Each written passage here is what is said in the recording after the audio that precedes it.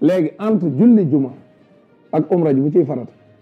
est-ce que umra ji farata la est-ce que julli juma du farata julli juma mënoo ko tëkkale sax ak dem umra ji est-ce que yaa ngi may dégg. maa ngi lay dégg. voyagé wul. douane. ndax lan. mais ñoom ñoo ko xam. parce que damaa bëggoon la ci sañ-sañ ñu bëri dañoo defal ne décision de justice kese moo la mën a tere génn réew mi loolu du dëgg.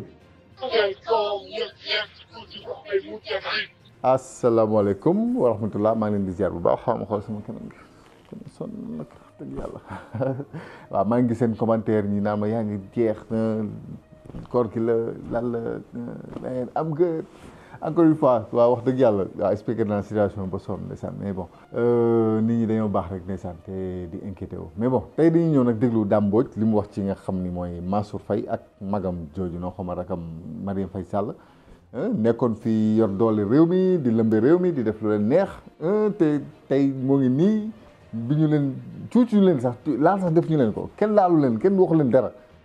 mais ñu nekk di jëfaru bon ñoom nañuy déglu ñu déglu Dame Mbodj li mu ci wax rapidement après voilà quoi bon léegi nag entre parenthèses encore une fois pour ñëpp ñi nga xam que ni yéen ndeysaan yéen a ngi inquiété wu yéen a ngi kii naam da nga jeex ak affaire yooyu noonu jadin bi ngeen xamoon entre 2021 la de waaw 2021 2022 disons entre 2022 ba 2024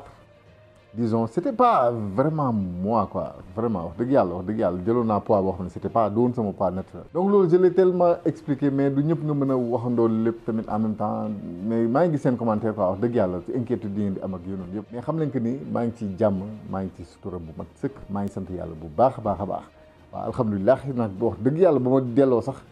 jëlaat sama poids normal parce que loolu moom c'était pas bien quoi franchement waaw tëju woon naa bougé wu ma woon te dama tàmmoon bougé ak yooyu noonu yëpp waaw mais voilà quoi j'avais pas après bi ma bàyyi sama liggéey ak affaire yooyu noonu yëpp concentré wu ci YouTube bi bougé tuma donc loolu moo taxoon ma jëloon yenn xeetu poids yi di lekk bu bon tamit lekk guddee ak affaire yooyu moo taxoon ma jël yenn poids yi mais je vais bien alhamdulilahi rabbil alamin bi ma demee ba décidé que ni lii moom doy na quoi basta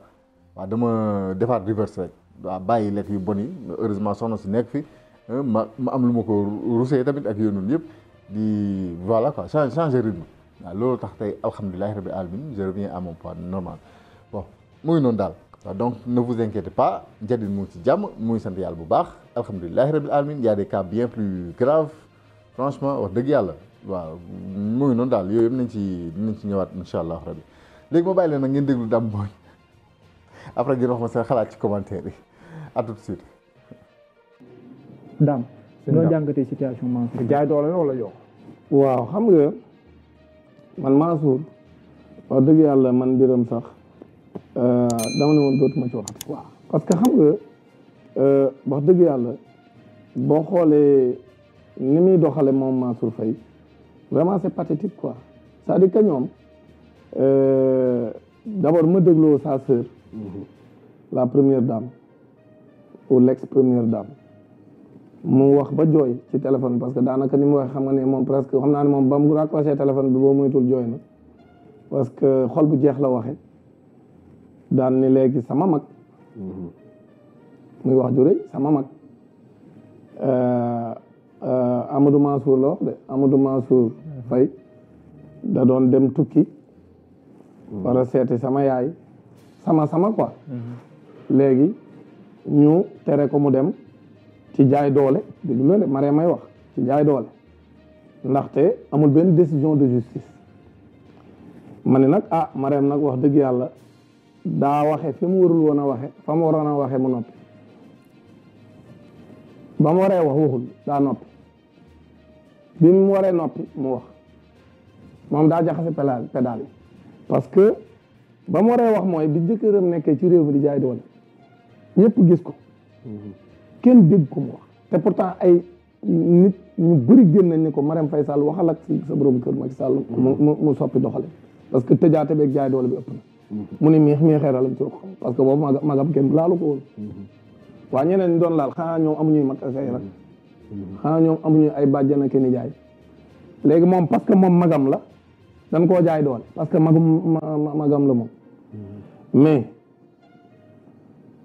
gis naa sax ñuy méngale Ousmane Sonko biñ koy barricade ak Mansour Faye ben ko teree mu génn ñaari bokkul xam nga bokkuñ injustice bi am ci Ousmane Sonko parce que fii mën nga njort ni état comme commencé na di leen càmbar mooy reddition des comptes bi te loolu peuple bi ñoo ko bëgg mooy nañ xool alalu askan ñu ko yàq ak ñun lim te moom ñëpp d'accord nañu lim nañ ko au moins ci rapport Cour des comptes bu jëm ci Covid bi loolu moom leer na ñëpp Sénégal ñëpp xam nañ loolu ba mu woon sax moom ko woodu dem wuy mais nguur gi xam nañ buñ ko woo dina dem wuy waaw léegi comme dañ koy topp ku ñuy topp te am ñoo xam ni bi nguur gi jàllee ñëpp gis nañ ni bokk nañ ci ñi jàpp ni luubal nañ alalu askan te daw nañ waaw léegi est-ce que xel mën na nangu ñu war a ubbi dossier reddition des comptes di bàyyi koo xam ne day génn réew mi bu demee ban garantie la justice am que day ñëwaat mais kooku ñu téye ko loolu du jaay doole mais Ousmane Sonko du war loolu Ousmane Sonko génnul réew mi Ousmane Sonko moom këram la nekk ñu dem jaay ko doole tëj ko ni ko doo génn kër gi dañ koo dem jëli ci ab caravane bu mu doon def dem andi ko teg ci këram ba noppi barricade de kër gi ci jaay doole amul loolu mooy vrai jaay doole foofu boobu fu Marème ne woon Marème Faye Sall mii di wax fu mu ne woon moom Mansour Faye mii fu mu ne woon bi ñuy tëj kër Ousmane Sonko 55 jours te amul benn décision de justice parce que moo ko waxal boppam Ousmane Sonko di leen di julli ci juma xanaa julli ci juma kay wax dëgg yàlla parce que moom nee na daa bëggoon a umra ji léegi entre julli juma ak umra ji bu ciy farata est-ce que umra ji farata la est-ce que julli juma du farata julli juma mënoo ko tëkkale sax ak dem umra ji waaw léegi yow kenn moom day dem umra ji kii ni day dem julli ji nga xam moom génnul réew mi amul benn risque pour état bi mën naa comprendre ñu ne léegi danañ yóbbu sécurité ñu dem encadré ko ba ci jumaa ji man loolu doon naa comprendre mu dana nuru excès de zèle ñu dem ba ci buntu jumaa ji taxaw fa teg fa seeni policier xaar ko mu julli ba pare ñu àndaat ak moom loolu sax moom naa comprendre mais ñu ko doo julli ji xool boobu jaay doole mu maroon a jur musiba gis nga réew bi jour boobu damay wax ne su Ousmane défié woon jour boobu xamoo ne jour boobu su Ousmane Sonko défié woon Ousmane moo tax su ma déggee naan nitu fitna la ma ne bi laay amoon na occasion boo xam si Macky Sall du fanaan ci palais bi jour boobu ak tension bi amoon ci dëkk bi su Ousmane Sonko taxawoon fipp ñu violenté ko mu ne day dem julli ji par force nit ñi ci mbedd mi la ñuy génn kon Macky Sall ci palais bi lañ koy fekk jour boobu du fanaan ci palais bi mais Ousmane Sonko ci dalam ak bëgg jàmm ci réew mi mu reetaan yéen a ngi koy gis bi muy wax ak ñoom ne leen yéen ki leen jox ordre bi sax xam nga ne il vous a donné un ordre illégal man am naa droit dem julli ci ngeen ma duma julli ci kan moo leen jox ordre bi ñoom ñëpp ñu ne miix xeral kenn mënu koo toll mu àndaat ak ay nitam dellu këram ndax bëgg jàmm te boobu bu défier woon force de l'ordre yi xeex dina fa am te bu xeex amee ak Ousmane fi nit ñi toll ci moom jour boobu Macky Sall falang nguuram di jeexee waaw léegi nag foofu jour boobu kon fu Mansour Faye ne woon moom ñoom famille Faye Sall ñoom dañoo gën nit ñi jaay doole nit ñi pendant 12 ans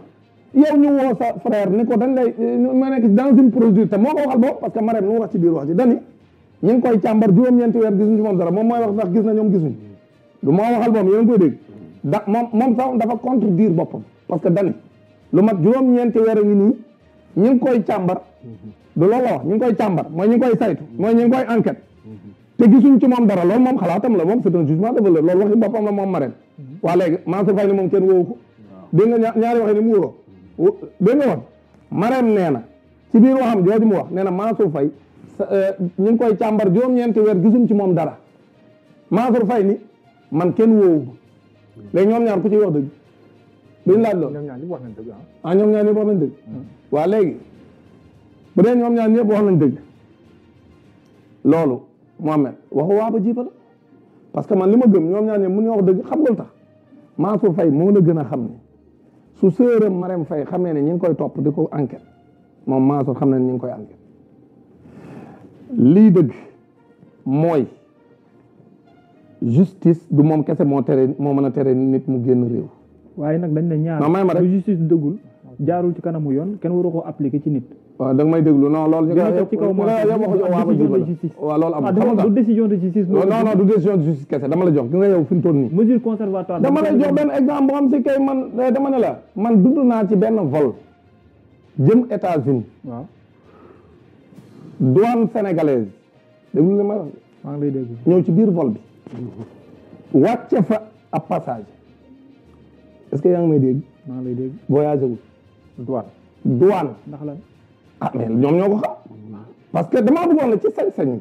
ñu bëri dañoo defoon ne décision de justice kese moo la mën a tere génn réew mi loolu du dëgg. réew du décision de justice kese lañ la mën a teree nga génn ko.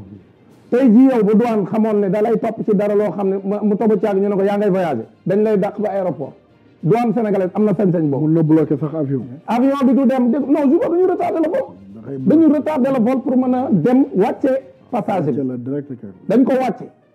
devant tout le monde dañu retardé le vol pour dem wàcce passager bi waaye li ngeen bëgg maa taxaw ni Mansour Faye ñuy wax yëpp xamuñu lu tax ñu ne ko mënoo dem. ku ñëw yore làmmiñam di wax. nga yëgal ko les mesures kan moo ko yëgal soo ko jëlee di nga alerter nit ki wala nga. non c'est pas fort dama ne non c'est-à-dire yéen li ngeen xamul mooy xam nga moom laa doon wax ci Farba Ngom. Farba Ngom bi ñu koy topp damaa dégg ay nitam naan non notifié wuñ ko extra mais ça dépend ci liñ lay toppee. yow bu fekkee ne liñ lay toppee yaa ngi def lu la xóor boo xam ne bugguñu yow sax nga xam ne ñu ngi lay topp mais duñ la ko yëgal parce que suñ la ko yëgalee da ngay am ay éléments yoo nëbbu am na élément yoo mën nga ko caché mais dañuy bëgg yow ni ngay làqatoo di def tooxi doona ñoo nag bu lay càmbar di làqatu pour jàpp tooxi doona yi ngay def donc il faut que ñu arrêter di diaboliser le pouvoir en place le pouvoir en place mënul singale Mansour Faye parce que Mansour Faye ne représente absolument rien Mansour Faye xam nga luñu tax a jël mooy alalu askan wi la dem luubal ñu bind ko ci ab rapport du samay wax Cour des comptes ko wax yaa may dégg kon nag comme moom Cour des comptes wax na ko loolu moom man bala ñoo wax yeneen dossier boobu au moins moom c'est clair te du ci nguuru président Diomaye la de ci nguuru magam gorom ci nguuru gorom muy Macky Sall ñoom ca lañ ko jàppee moom Mansour Faye il faut que mu leer sénégalais que du nguuru président Diomaye moom moo tuumaal Mansour Faye ci nguuru président Diomaye ci la ko Cour des comptes taqale kon nag kenn mënut a xalaat te Cour des comptes sax muy Diomaye muy Macky Sall Cour des comptes kenn mënu ko manipuler donc man li ma gëm mooy Mansour Faye xam nga lu mu war a def waajal dem tontu ji ci leen ko war a laaj ak leen ko war a woo moo gën nekk di jéem a def dans la victimisation loolu ça ne passera pas parce que rien ne justifie le spectacle là bi muy jéem a dugal réew mi di jéem a dem di ñëwaat di def ay théâtre yi yooyu du tax ñu bàyyi ko mu génn réew mi te li muy def nii yëpp moo lay won ni waa jonam dafa génn réew mi rek la bëgg nee na amul lu muy laaxatu amul lu loolu ay wax la boo xoolee séeram ci biir waxal na ko boobu ne comme ne Mansour ragalul le tigre n'a pas besoin de proclamer sa tigritude xam nga lu ma lay xamal Mansour tiit na nu mu génne yolleeku la bëgg mais Mansour mu toll nii kenn mënu koo topp parce que haute cour de justice moo ko mën a topp mais li ngay wax nii non wax ñu ko topp maanaam dañuy bañ mu dem dañuy bañ mu dem rek ni ko toppagul waaw amagul benn résolution woon ak waaw léegi da ngaa bëgg ñu bàyyi ko mu dem mais boo koy tere mu dem tamit est-ce que mënul am une notification mu dem mu bëggee ko te il a été obligé ànd ak huissier pour mën a am benn constatation d'huissier pour après mu mën ko attaquer au niveau de la cour suprême est-ce que bu nga ko notifié woon ci état de droit moom di ko permettre kayit boobu ñu koy jox mu dem attaquer ko cour suprême ba xam ne cour suprême di wax ndax excès de pouvoir dafa am wala nangam mais ni mu koy defee nii loolu jaaxal ñu si wàllum démarche waaw xam nga loolu nee naa la ñi ciy wax yëpp duñu ay spécialiste encore une fois c'est pas parce que yow buñ la teree génn rek dañ la ko war a notifier il faut que li ñuy arrêté réew du doxee noonu réew c'est pas parce que yow buñ lay wax ne la yow waroo génn réew mi rek dañ la ko war a notifier loolu xalaatu ñi ko wax la mais réew du doxee noonu mën ngaa def ci réew mi loo xam ne buñ lay topp duñ la wax ne ñu ngi lay topp kon duñ la ko mën notifier donc Mansour Faye yi muy def ni yëpp tiit moo ko waral daa tiit te xam na fi mu jëm mooy leen koy tuumaal day dem tontu ci te doon naa ko wax ci jamonoy Macky Sall man leen Macky Sall nitam yi muy protéger bàyyi leen ñu juger leen ci nguuram moo gën ci moom gis nga ñu bëri loolu lañ jël xam nga waxoon naa ko tamit à l'époque ci Karim Wade biñ koy topp Abdoulaye Wade di ko protéger man leen mais Abdoulaye Wade man ak xarañteem ci politique man jàpp naan des na mais sama doom ñu ngi koy topp maa yore président de la République damay bàyyi ñu juger ko buñ ko juger ba pare mais lu ne mën nga koo gracier sax mais boo demee ba ca cappaandaw ba lu ne mën naa xew mais ci sa nguur ensuite d'abord dina am ay privilèges parce que ku ne xam ne bu ñuy juger doomu président de la République ci ñoom ni ñu doon doxale seen nguur bien sûr parce que nguur gi moom du fi def loolu mais dama la bëgg wax ne la c'est-à-dire que des fois ñoom dañuy def ay erreurs yoo xam ne Macky Sall biñ tuumaalee gorom Mansour Faye ci Covid bi bu fekkoonte ne ko xarañ la ak Marème mii bañ a jiital rek ay yërmande ki extra dañoo waroon a wax bàyyi leen ko ñu juger ko suñu ko juger woon bañ a jëñ benn conco teg ko ci rapport yi ñu dem juger leen kon tey jii peut-être moom purgé na penam ba sax peut-être gracier nañ ko wala leen ak leen mais aujourd'hui dañoo dem di protéger seen i ñooñ ñu def fi ay njombe léegi nag yàlla def na ne ñàkk nañ nguur gi nguur guy sellal ak di jubal ak di jubbanti nekk fi ne lépp lay tegaat ci yoon yéen tegoon conco yëpp da koy tegaat ci table ji ñu càmbar ko atte ko mais jàpp naa ni Mansour ku ko mën a digal na dem waajal défense am pour que leen koo nar a laaj mu andi ci ay tontu yu leer bu dee lubalul alaw askan wi mais daa du ko ci fekk mais bu fekkee ne li ko Cour des comptes di topp amu ci benn firnde bu mu mën a teg ci table ji wane ne moom li muy def dara nekku ci luy jalgati mais bu boobaa yoon day tegu ci kawam. kon boog yéen a ko déggandoo ñoo déggandoo Dame Mbodj voilà waaw ñoom Mansour Faye Marième Faye Sall cette clique là APR Benno Bokk Yaakaar whatever loolu noonu yëpp man dam jàpp que ni finalement nattu la woon rek boo xam ne yàlla dañu ko tegoon ñu waroon ko dund pour am loo xam ne dañ ko war a jàngaat ñun suñu bopp en tant que peuple en tant que population ñun ñu war a am lu ñu war a jàngaat suñu bopp parce que dañoo demoon ci Sénégal ba benn moment boo xam ne moom wax dëgg yàlla le pays était sans dessus dessous la population était sans dessus dessous ku nekk def lu la neex wax lu la neex xam nga ñi nga xam que ni ñoom ñoo xam lu baax nekk ci lu baax gëm lu baax bëggal réew mi lu baax toogoon seen yokku def tekk waaw ndax ñoom jàppoon nañ que ni réew mi moom xam nga c'est fini quoi waaw mais yàlla bu ñu bëggee dimbali daf ñoo booleeg ñoo xam ne jub nañu mën a jubal te mën a jubbanti waaw ñun nag ñu gis loolu noonu bi ñu gisee loolu noonu nag ñun ñëpp ñu xabtalaat ñu mu yeewaat suñu patriotisme ak yooyu noonu yëpp ñu ne na kon bokk dëgg la jot nañu jub defar suñu réew donc mooy noonu daal loolu laa ci bëggoon wax waaw léegi nag dañuy ñaan yàlla c'était un mal pour un bien quoi noonu da ko tubaab di waxee un mal pour un bien un mal boo xam ne day ñëw fekk si la ci sa dund du bokk yow sa dund mais pour finalement pour un bien pour nga dem ba ne ah non lii moom doy na quoi waaw léegi nag après la ngay def jéem a raxas jéem a nettoyer ñun ñoo xam Sénégal léegi la mooy nit ku dëggu ak nit ku dëgguwul ñun ñoo xam ne la mooy nit ku jub ak nit ku jubul waaw ñun ñoo dem ba décider tey ne que ni léegi nag fi mu nekk nii moom suñu life dañ koy teg ci ay loxo yu set wicc ñun ñoo décider changer de direction ñun ñoo décider soppi dundin ñun ñoo décider ñun Sénégal ñoo décider waaw donc loolu noonu dootu ñu bàyyi kenn di ñu ko yàqal dañuy def suñu kéemtalaay kàttan yàpp defar suñu réew waaw lii de laa ci wax waaw bu leen fàtte aimer vidéo bi te partagé ko te ngeen wax ma seen xalaat ci commentaire yi di remercier Dame Mbodj bu baax ku seetaan ba fii bind ma ci commentaire yi jaajëf Dame Mbodj waaw lii rek laay laaj jaa ngeen jëf